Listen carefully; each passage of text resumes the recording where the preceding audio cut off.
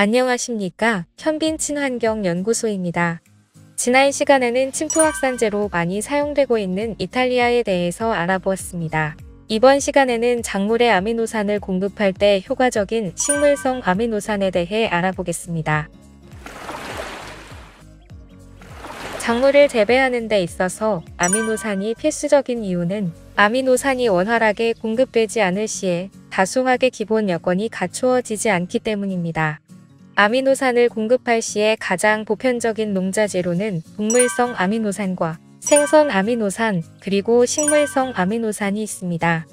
많은 농민분들이 동물성 아미노산, 생선 아미노산, 식물성 아미노산 중에서 어떤 것이 좋냐고 물어보십니다. 동물성 아미노산과 생선 아미노산의 경우 식물성 아미노산에 비해 많은 단백질을 함유하고 있습니다. 생선 같은 경우 이온스에는 약 14g의 단백질이 포함되어 있는 반면 이온스에 익힌 마카로니에는 약 2g의 단백질이 포함되어 있습니다.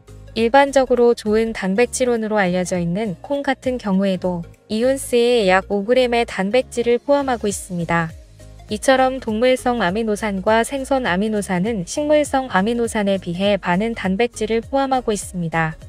또 동물성 아미노산을 생산하려면 털이나 머리카락의 주성분인 케라틴을 분해하는 과정에서 아미노산의 양만큼 공업적으로 염과 암모니아 소다법에 의해 염화암모늄이 발생합니다.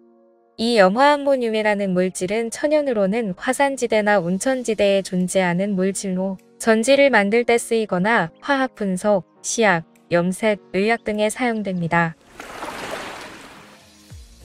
식물성 아미노산의 경우 콩을 원료로 생산되어지며 콩을 포함한 대부분의 식물들은 한두 가지의 필수 아미노산이 부족합니다. 즉, 한 개의 아미노산입니다.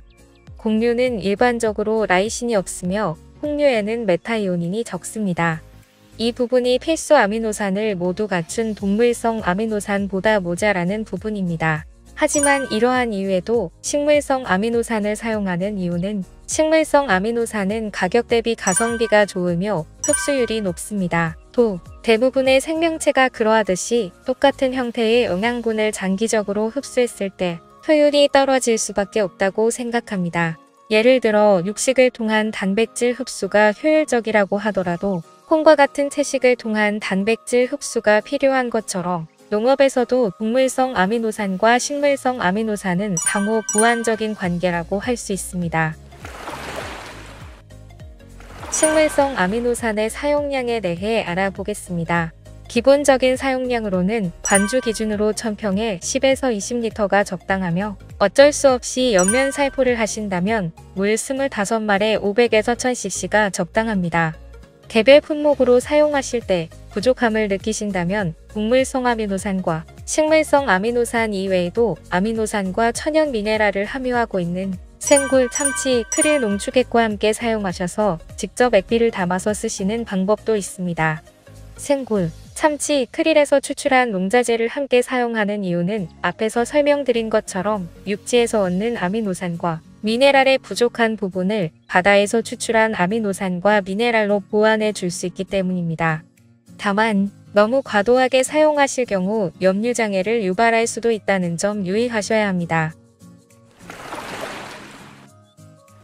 농업에서 뿐만 아니라 모든 분야에서 어떠한 한 가지가 좋다고 해서 그 한 가지가 모든 문제점을 해결해 주지는 않습니다. 내가 알고 있는 방법이 최고라고 생각하지만 더 뛰어난 방법은 항상 존재합니다. 앞으로 한 걸음 더 나아가고자 할 때 내가 알고 있는 방법 이외에 그 무언가를 받아들일 용기가 항상 필요하다고 생각합니다. 한 걸음 더 나아가고자 하시는 길에 현빈 친환경연구소가 도움이 되셨으면 좋겠습니다. 감사합니다.